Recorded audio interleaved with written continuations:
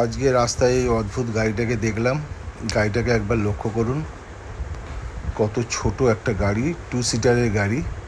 কিন্তু এই গাড়িটা কোনো ব্র্যান্ডেড কোম্পানির নয়, মানে মারুতি ইত্যাদি কোনো কোম্পানির নয়। এই গাড়ি সম্বন্ধে আমার আগে একটু ধারণা ছিল, কারণ এই ভদ্রলোক যিনি এই গাড়ির মালিক তিনি আমাদের অঞ্চলের কাছাকাছি থাকেন।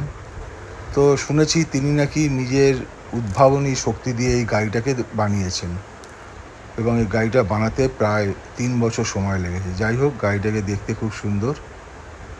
রাস্তার পাশে দাঁড়িয়ে আছে দেখে আজকে আমি এর ভিডিও করছি। ভেতরে আধুনিক ব্যবস্থাও রয়েছে। ভেতরটাও ভালো করে দেখা যাচ্ছে না যদিও রিফ্লেকশনের জন্য, তবু যতটা সম্ভব আমি দেখাচ্ছি।